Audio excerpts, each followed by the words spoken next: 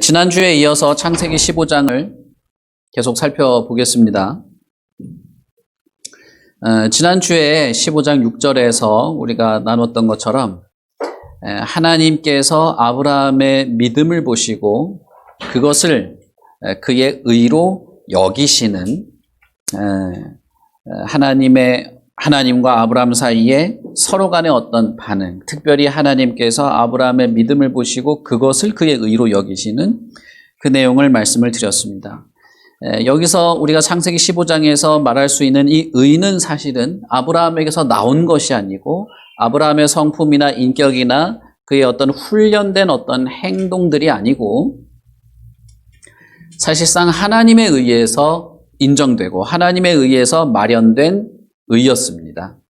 그리고 아브라함으로 하여금 그렇게 하나님이 보시기에 의라고 여길 만큼의 어떤 믿음의 그 모습들, 하나님과 인간 사이 이 두 인격체 사이에 있는 독특한 믿음의 그 색깔 말씀을 드렸었죠. 그것이 결국은 하나님의 약속에 의해서 자극을 받고 하나님의 약속에 의해서 이렇게 더 견고해지는 것이었다 말씀을 드렸습니다. 그리고 바울 사도는 특별히 창세기 15장 6절에 이 구절을 가지고 우리의 의로움이야말로 믿음으로 말미암는다라고 하는 자신의 주장을 신약에서 하게 됩니다. 그런 면에서 바울의 이신칭이 우리가 흔히 말하는 이신칭이가 바울이 고안해낸 신학적 개념이 아니라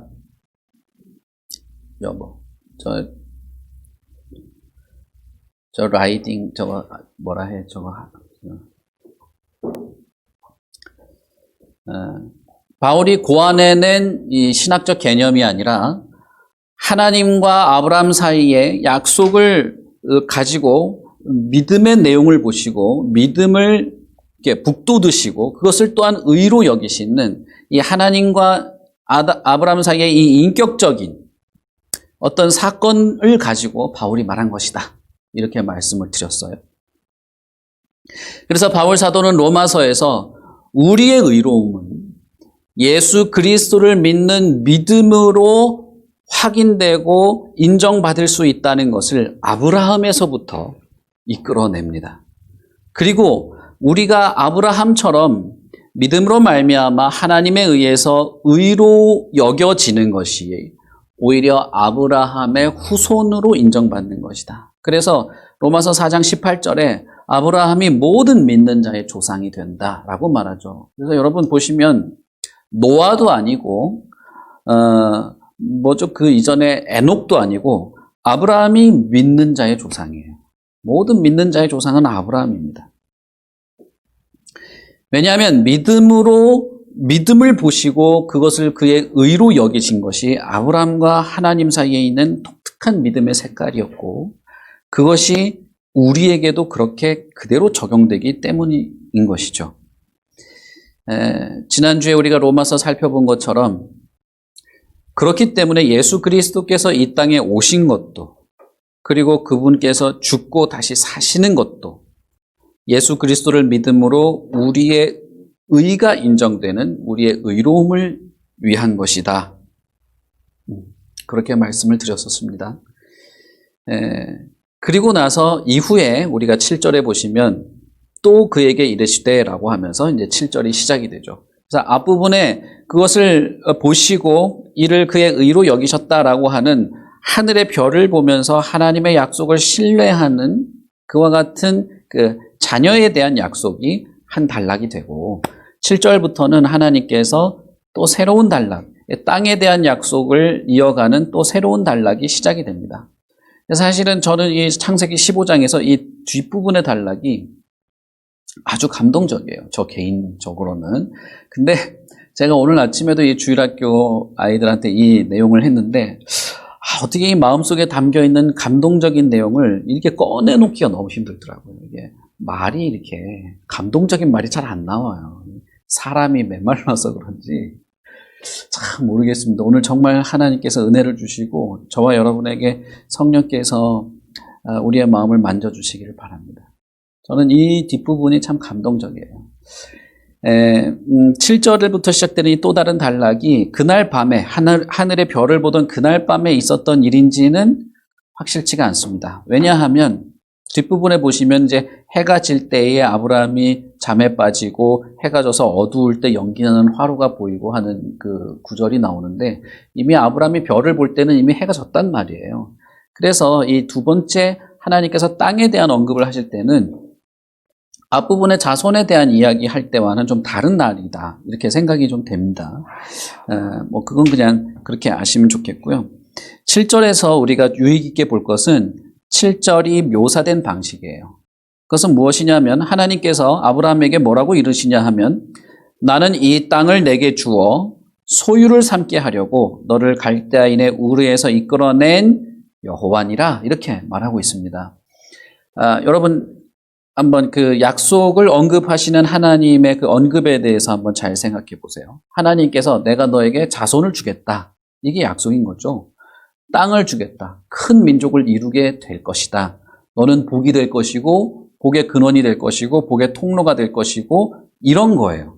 근데 그 세부적인 항목은 그렇지만 이건 종합적으로 보면 노아의 홍수 이후에 인류가 이 세상에서 펼쳐지게 될 때 아브라함을 통해서 어떤 독특한 민족을 이루고 독특한 어떤 정체성을 갖는 새로운 세계, 새로운 어떤 정체성을 가지는 새로운 세계를 너를 통해서 만들겠다고 하는 것이 그 약속의 어떤 그 핵심적인 내용이란 말입니다. 그런데 오늘 7절을 보시면 하나님께서 내가 너한테 땅을 주겠다, 땅을 차지할 거야 이렇게 말하지 않아요. 약속을 언급하시는데 여기서는 하나님께서 간단하게 말하면 나는 여호와다 이 말을 하시는 거예요. 그전에는 이제 약속을 하실 때 보면 내가 자손을 주겠다, 뭘 주겠다 이런 것이죠. 그런데 7절을 보시면 이 묘사가 이 땅을 내게 주어 소유를 삼게 하려고 너를 갈대아인의 우르에서 이끌어낸 여호와다. 선언을 하시는 것입니다, 사실은. 그래서 이 선언은 여러분 우리 창세기 처음 시작할 때 기억이 나시는지 모르겠지만 이 선언은 뭐와 같으냐 하면 이 종주국 왕이 봉신 왕에게 무엇을 하사할 때 하는 묘사, 이 형식인 것입니다. 이것이. 그래서 단순하게 약속의 당사자고 뭐로서 내가 너한테 약속할게 이렇게 말씀하시는 것이 아니라 지금은 하나님께서 종주국 왕으로서 봉신 왕에게 내가 얼마나 자비롭고 능력이 많은 왕이냐 하면 이렇게까지 하니 나는 너의 왕이 된다라고 하는 이 창세기에서 이 하나님께서 왕적인 권위를 나타내시는 그런 묘사의 방식이 됩니다. 여기서 보시면 하나님은 나는 여호와다. 이걸 사실 강조하고 있는 거예요. 나는 여호와이고 너를 이끌어냈고 나는 왕이고 너는 나의 봉신왕으로서 내가 너에게 이것을 하사한다. 이런 것이죠. 하나님이 아담에게도 이렇게 종주국 왕으로서 봉신왕을 대하듯이 이렇게 말씀하시죠. 아브라함에게도 이렇게 말씀을 하신 것입니다. 우리가 알듯이 아브라함은 이미 지난 단락에서 하나님의 약속을 믿는 어떤 믿음의 태도를 가지고 있습니다. 그래서 8절에 있는 여호와여 내가 이 땅을 소유로 받을 것을 무엇으로 알리이까? 라고 하는 말은 믿을 수가 없어서 약속을 어떻게 지킬 겁니까? 이렇게 물어보는 걸로 갑자기 해석하기는 쉽지가 않아요. 그래서 8절은 사실은 좀 애매한 부분이 있습니다만은 여기는 아브라함께서 진정한 왕이고 봉신왕이 종주국 왕에게 어떤 것을 약속의 형식으로 하사하는 이 왕에게 왕이여 왕께서 나에게 하신 약속을 내가 어떻게 이해하고 기다리고 기대할 수 있겠습니까? 이 약속이 이루어질 것을 확인할 수 있는 증표를 보여주십시오 라고 하는 것으로 우리가 이해할 수 있습니다. 이것은 불신앙의 태도라기보다는 믿음의 태도죠. 오히려 믿음의 태도라고 볼 수 있습니다. 약속을 한 왕에게 그 약속을 내가 기다리고 기대할 수 있는 증표를 달라고 하는 것이죠. 사실 약속은 언제나 증표가 있기 마련입니다.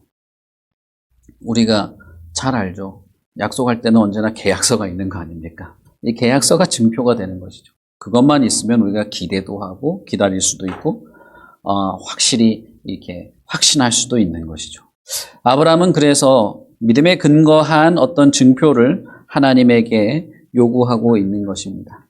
그리고 하나님께서 아브라함에게 그런 아브라함에게 이렇게 말씀하시죠. 3년 된 암소, 3년 된 암염소, 3년 된 순양과 비둘기들. 이것은 이후에 하나님께 이 희생 제사를 드릴 때에 준비하던 짐승과 같은 것들입니다. 그래서 이 부분을 아브라함이 희생 제사를 드렸다 이렇게 생각하는 분들도 있어요. 그러나 사실은 15장에서 그렇게 해석할 필요는 없다고 생각이 됩니다. 이것은 어떤 중의적인 의미로 준비하도록 한 것은 맞지만 하나님께서 아브라함에게 희생 제사를 해라 이렇게 요구한 건 아니다 이 말이에요. 이것이 나중에 희생 제사와 연결된 어떤 연결고리가 이게 교집합처럼 어느 정도는 있지만 이게 희생 제사를 요구한 것은 아니고 하나님께서 지금 보여주시려고 하는 것은 약속과 관련된 것입니다.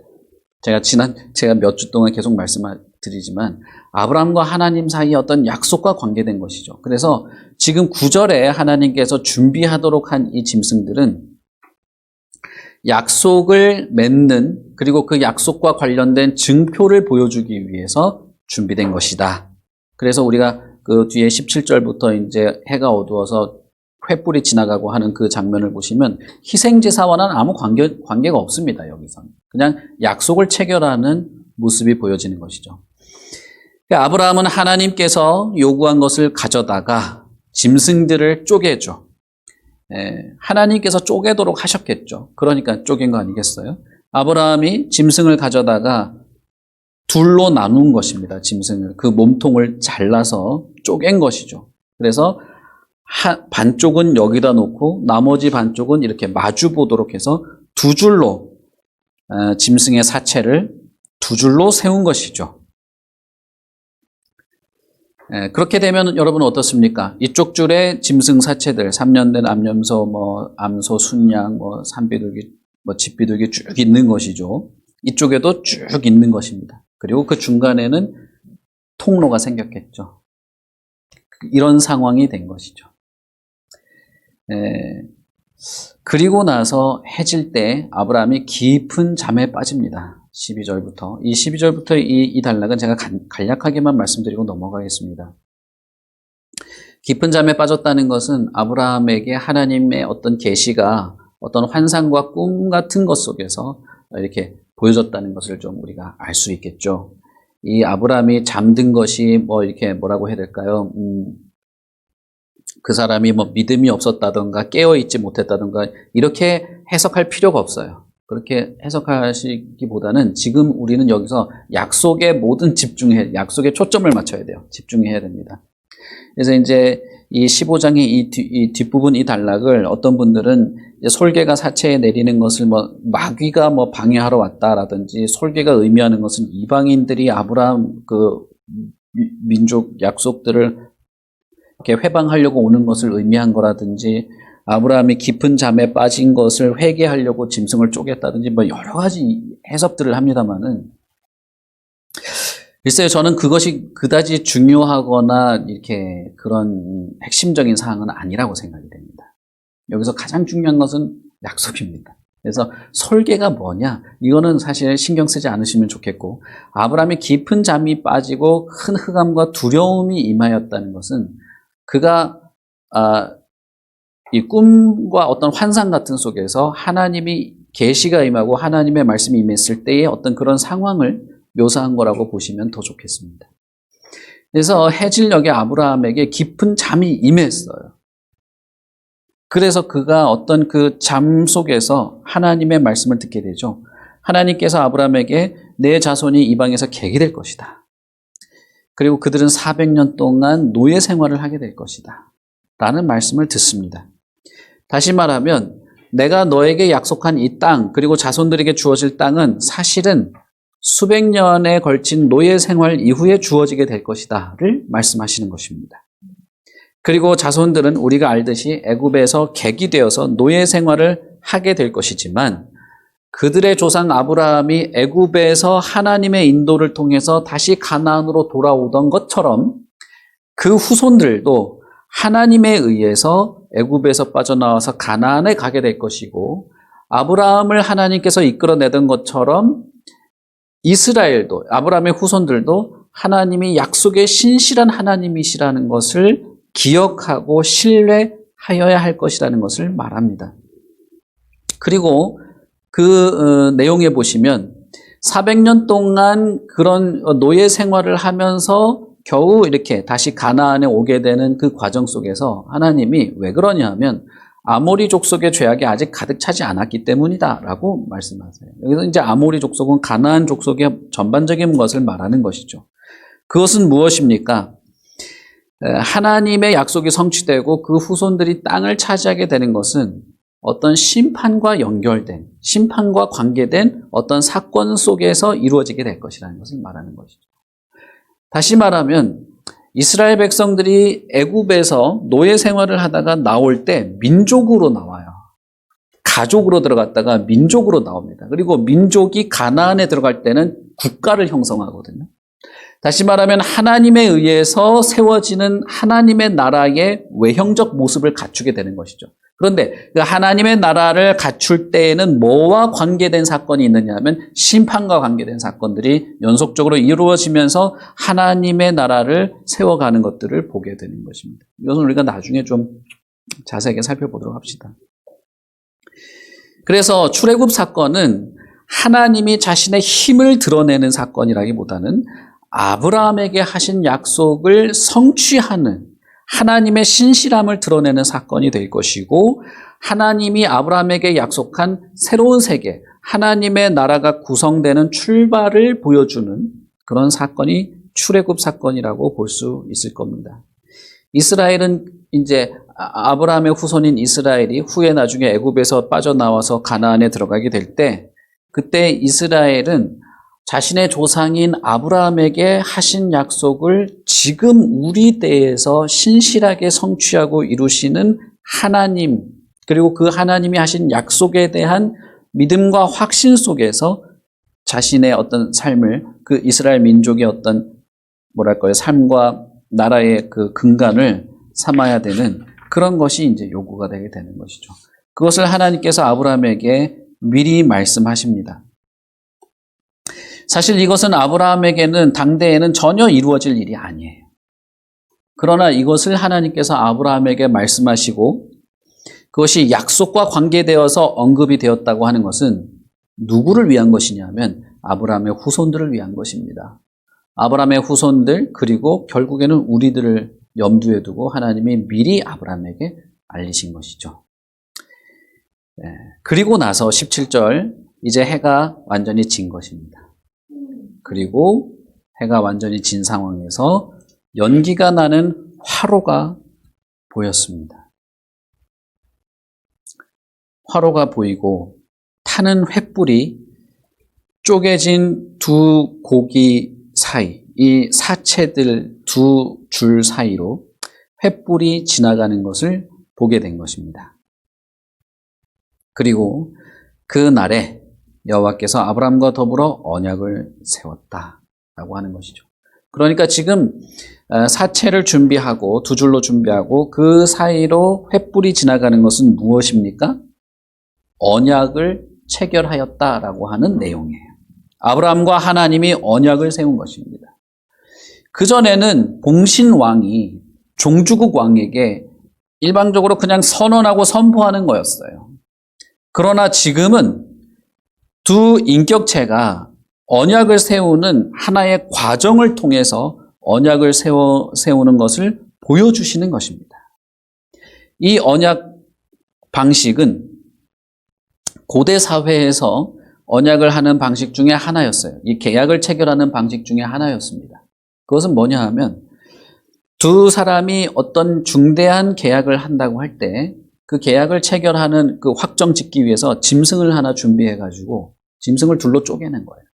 쪼개고 그 짐승 사이에 두 사람이 서서 계약 내용을 말하는 겁니다. 말하고 이렇게 어떻게 선언하느냐 하면 만일 내가 이 계약을 이행하지 않는다면 이 짐승처럼 저주받아서 벌받게 될 것입니다. 그것을 신 앞에서 맹세하는 거예요. 그래서 고대 사회에서 이 계약은 두 약속의 두 당사자와 이 약속을 보증하는 신이 그 매개에 있게 돼요. 이게 3자가 되는 것이죠. 그래서 이 증서도 3개를 씁니다. 그래서 한 사람 갖고 한 사람 갖고 이거 하나는 신전에 딱 보관하는 거예요. 그래서 그 약속을 지키지 못한 자에게 저주를 내리는 저주를 내리는 자는 신이죠. 신이 저주를 내려서 그 짐승처럼 되는, 그렇게 하면서 이 약속을 확실하게 체결하고 약속을 반드시 지킬 거라는 것을 하는 것입니다. 그리고 나서 다 동의가 되고 합의가 되면 지나가서 두 사람이 같이 식사를 하는 것이죠. 그래서 예수님께서 이렇게 말씀하시잖아요. 누구든지 내 음성을 듣고 문을 열면 내가 그에게로 들어가고 그는 나로 더불어 먹고 나는 그로 더불어 먹으리라. 볼지어다 문 밖에 서서 두드리노니 누구든지 내 음성을 듣고 문을 연다면 내가 그와 함께 먹고 그는 나와 함께 먹으리라. 이 얘기를 하죠. 여러분 기억나십니까? 그런 말이 있습니다. 그것은 단순히 예수님께서 문을 열고 맞아들이면 너와 내가 이제부터 식사 교제하면서 아주 친하게 지낼 거야, 이 말씀을 하시는 게 아니에요. 이것은 그와 내가 목숨을 걸고 지키는 약속의 관계로 맺어지는 것이다라는 것을 말하는 것입니다.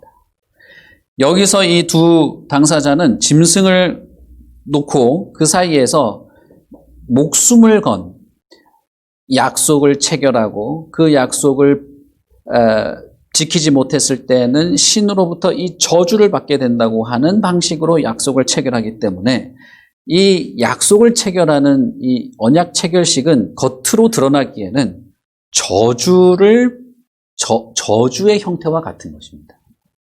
할 때는. 그러니까 아주 강력한 것을, 이렇게 강력한 장치를 마련하는데 그것이 뭐냐? 신에게 내가 저주를 받게 될 것이다 라고 하는 저주의 형태. 그래서 이미 짐승은 저주받아서 죽은 상태가 된 것이죠. 그 위에서 약속을 체결하는 거예요. 그렇기 때문에 이 우리가 읽은 본문에서 그 쪼갠 짐승 사이로 지나시는 분이 하나님이시고 하나님 자신이 그와 같은 방식을 통해서 언약을 맺는다라고 할 때 이것이 매우 특별한 것입니다. 언약 체결식은 저주의 형태로 되어 있지만 언약의 내용 자체는 그 두 사람에게 유익한 것일 겁니다. 그리고 지금 하나님께서 아브라함에게 이 언약에 대한 증표를 보여주실 때 하나님은 약속을 내가 지킬게 걱정하지 마 이런 말씀들을 물론 계속 하셨지만 그러나 하나님은 그것을 증명하실 필요는 없어요. 하나님은 온전하신 분이고 흠도 없으신 분이시고 그는 말로 세상을 창조하신 분이기 때문에 그의 입에서 나온 약속은 사실 그것 자체로 사실이고 그것 자체로 이미 성취되는 것입니다. 그럼에도 불구하고 아브라함이 증표를 구할 때 하나님은 자신을 저주의 형태 안에까지 낮추셔서 아브라함에게 보여주는 것입니다. 여러분, 내가 만약에 약속을 지키지 못한다면 저주받아 죽은 이 짐승처럼 죽게 될 것입니다 라고 하는 선언을 하나님이 하셨다고 생각해 보십시오. 이것이 가능할까요? 하나님이 스스로를 향해서 그런 선언이라도 하는 것이 가능할까요? 제가 하나님에 대해서 하나님이 모든 것이 가능하지만 전지하고 전능하신 분이지만 하나님이 할 수 없는 것이 있다 말씀드렸었죠. 생각나십니까? 기억이 나시는지 모르겠어요. 이거 한 2년 전에 한 말이라.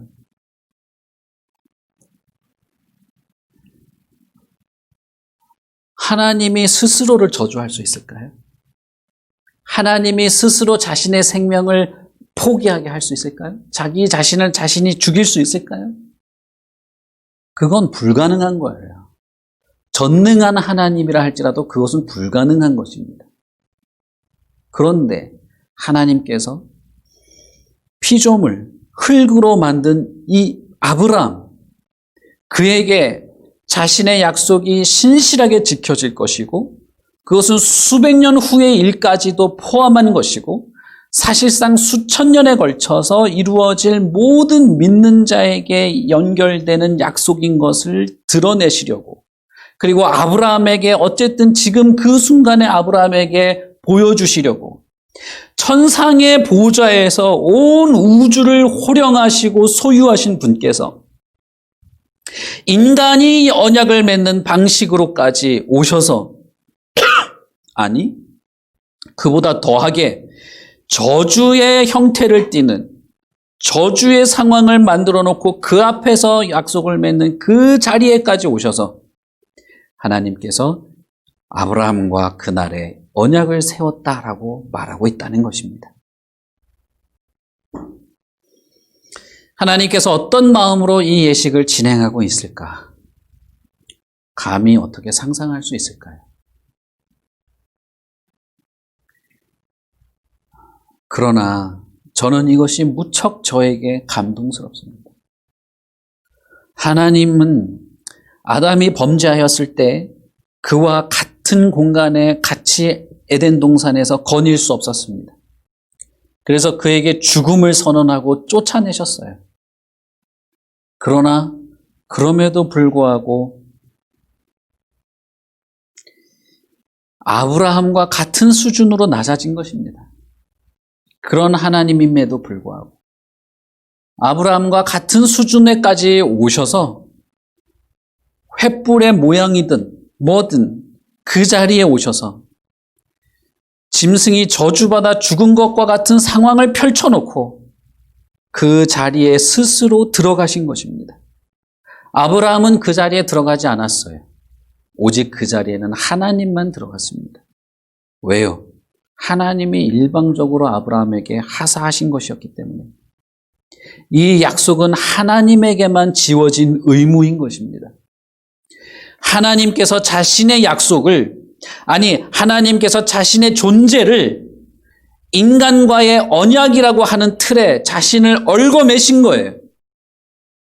무엇도 하나님을 제한할 수 없고 무엇도 하나님을 구속할 수 없고 그 어떤 것도 하나님을 얽어맬 수 없습니다. 하나님은 완벽한 자유를 가지고 계시고 모든 것이 자유로우신 분이에요.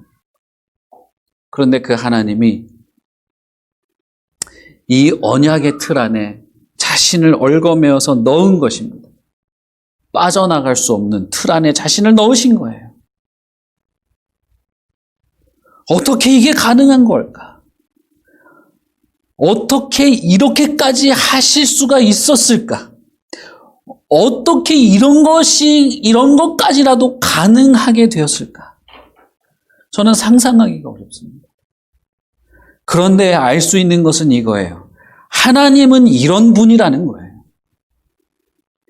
우리가 알고 기억하고 우리 눈에 볼 수 있는 것은 하나님은 이런 분이라는 거예요. 아브라함이 무엇을 봤을까요? 하나님의 생각과 통찰과 하나님의 마음과 그 모든 것을 파악했을까요? 그렇지 않았을 거예요. 그러나 그 밤에 하나님은 타오르는 횃불이 그 짐승의 사체 위에서 아브라함에게 내가 애굽의 그 강에서부터 그 유브라데까지 그리고 거기 사는 누구의 족속과 누구 족속과 누구 족속과 그 땅을 다 아브라함에게 읊으면서 마치 목숨을 걸고 내가 이 약속을 너와 한다고 하는 것을 보여준 것이죠. 아브라함이 본 것은 어쨌든 나와 언약을 맺고 있는 하나님이 바로 이런 분이라는 것입니다. 하나님은 자신의 모든 명예, 영광, 능력, 자유, 이 모든 것을 걸고 여러분은 어떻게 이럴 수 있을까요? 자신의 모든 것을 걸고 여기에 자신을 구속시켰어요. 자물쇠로 얽어매듯이 쇠사슬로 둘러치듯이 그렇게 자신을 거기에 구속시킨 거예요. 자유로, 하나님이 기쁨으로, 하나님이 자발적으로 그렇게 하신 것입니다. 누구와요? 피조물 아브라함. 흙으로 지어진 이 피조물 아브라함에게 그렇게 한 것입니다. 아브라함이 하나님의 약속을 의심할 필요가 있습니까? 하나님의 약속에 대해서 신뢰하지 못할 이유가 있습니까? 하나님의 약속을 기대하지 못할 이유가 있습니까? 이미 지금부터는 약속의 내용보다도 이렇게까지 하신 하나님에게 압도당하는 것입니다. 이렇게까지는 하나님 때문에 모든 것이 가능해지기 시작하는 거예요. 나와 이렇게 관계 맺고 나와 이렇게까지 관계 맺는 하나님 때문에 그 이후로는 모든 것이 내 안에서 정말 자발적으로 시작되는 것이죠. 이것이 하나님께서 그와 인격적 관계를 맺는 인간에게 보여주시는 하나님의 진심이에요. 이게 하나님의 진심이란 말이 좀 어색하지만 어쨌든 하나님의 진면목이에요. 하나님이 그를 드러내는 방식인 것입니다. 하나님께서는 정말 그렇게 하실 필요가 없었어요. 그분의 약속은 완벽한 것입니다. 그럼에도 불구하고 인간의 그 허약하고 번잡스럽고 결함이 많은 인간들이 겨우 그렇게 해서 지키도록 만들어 놓은 그 약속의 틀 안으로 낮아지셔서 저주의 형태로 펼쳐진 그 사체 덩어리 앞에서 만유의 주이고 영광스러운 우주의 왕이신 그분께서 아브라함에게 그렇게 보여주신 것입니다. 이것이 은혜롭지 않습니까? 이 하나님을 신뢰하지 못할 이유가 어디에 있습니까?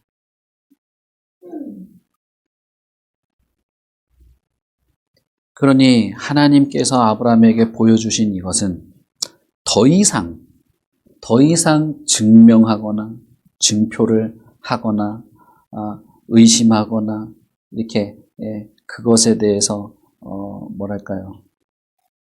불확실하거나 할 수 없는 것이죠. 지난주에 말씀드린 것처럼 하나님이 아브라함에게 나야말로 너의 지극히 큰 상급이다 라고 말했을 때 바로 이것입니다.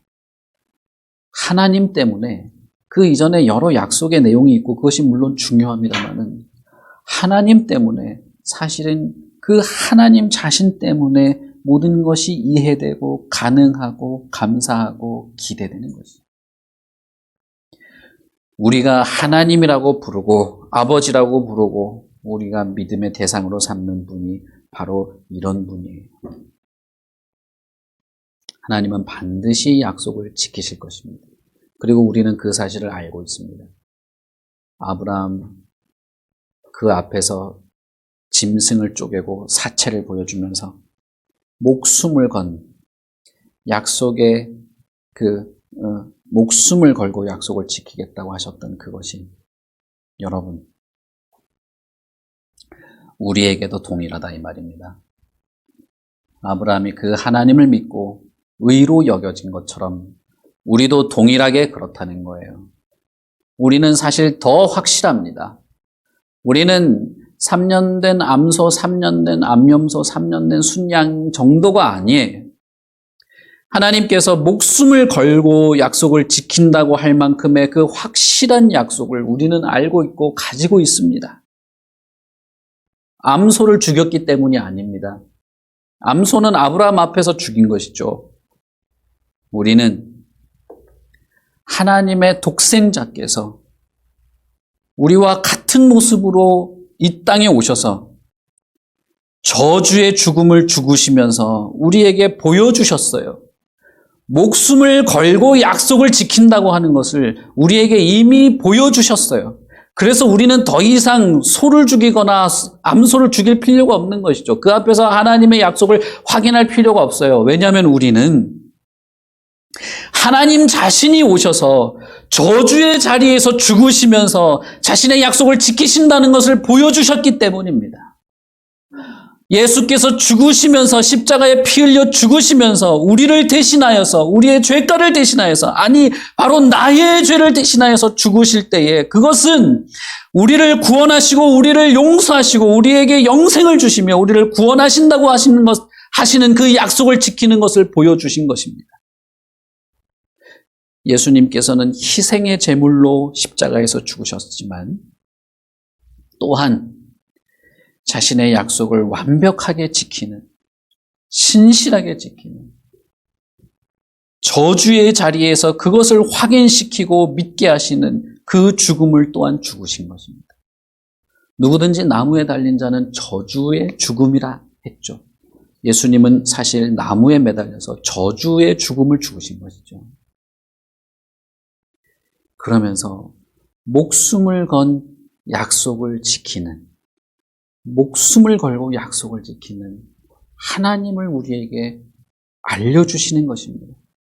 우리가 이 예수 그리스도를 생각할 때 하나님의 하신 약속, 예수 그리스도 안에서 우리에게 베풀어진 약속을 못 믿을 이유가 없어요. 왜 예수 그리스도의 죽음이 우리에게 영생이냐라고 하는 것은 다음에 좀 설명드릴게요. 우리가 이걸 다 아시겠지만 조금 자세하게는. 1차적으로는 이것입니다. 아브라함은 암소를 찢어놓고 그 안에서 지나가시는 하나님을 보면서 하나님이 어떤 분인가를 확인했으나 우리는 하나님 자신이 이 땅에 오셔서 자신을 찢으시면서 피 흘리시면서 약속을 끝까지 지키시는, 자신의 목숨을 내어놓으시면서까지 우리를 구원하시고자 하시는 약속을 지키시는 그분을 보면서 믿는다 이 말이에요. 우리의 믿음이 훨씬 더 감미롭고 감사한 것이죠. 우리가 지난주에 요한복음 3장 16절을 같이 읽었죠. 하나님이 세상을 이처럼 사랑하사 독생자를 주셨으니 이는 그를 믿는 자마다 멸망치 않고 영생을 얻게 하려 하십니다. 이것이 하나님의 약속이었습니다. 하나님의 독생자를 이 땅에 주셨는데 그를 믿는 자는 영생을 얻게 하겠다. 이 약속이에요. 이 약속이 예수 그리스도의 십자가에서 지켜졌다 이 말이에요. 그것이 확인되었습니다. 그것이 사실이라는 것을 알았습니다. 더 이상 우리는 예수 그리스도 앞에서 의심하거나 불안해하거나 믿음을 저버리는 것을 할 필요가 없습니다. 우리는 오직 예수 그리스도를 바라보며 그 약속을 지키시는 하나님을 생각하며 알 뿐입니다. 속죄하신 예수 그리스도를. 그는 희생 제사의 제물이 되었고 우리를 위해 대신 죽으셨고 하나님의 공의로운 심판의 벌을 받으셨습니다. 그리고 예수 그리스도의 죽음을 통해서 우리는 하나님께서 우리에게 하신 약속이 반드시 지켜지고 성취될 것을 믿는 것입니다. 여러분, 그러니 예수님에 대해서 우리는 잘 알아야 되겠죠. 그분을 믿는 믿음이 온전하여야 되겠죠. 예수 그리스도를 향한 우리의 마음이 더 순수해야 되겠죠. 저는 어떻게 더 설명할 수 있을지 모르겠어요. 하나님이 어째서 이렇게까지 하셨는지, 그리고 어떻게 이렇게 하실 수 있었는지. 그런데 더 나아가서 하나님이신 그분이 인간으로까지 낮아져서 인간 자신의 모습으로 오셔서 저주의 자리에 기꺼이 매달리셔서 피조물에게 치욕과 매질을 당하면서까지 약속을 끝까지 지키시는 것은 저는 그것이 어떻게 가능한지 모르겠어요. 이것은 엄청난 비밀의 내용이었습니다. 그러나 이제는 우리에게 알려졌어요. 우리는 그저 그것을 깊이 생각하며 감사하고 감격하고 그것에서 내 마음이 떠나지 않는 것뿐입니다. 여러분, 주님을 가볍게 취급하거나 우리의 믿음의 대상이신 그분이 하신 것에 대해서 무지해서는 안 되는 것입니다. 그분이 이 땅에 오셨습니다. 하나님의 아들이 이 땅에 오셨습니다. 그리고 그분이 바로 나를 대신해서 죽으시고 저주의 자리에서 약속을 끝까지 지키시는 그분이었습니다. 예수 그리스도를 깊이 생각하십시오. 우리 같이 기도하겠습니다.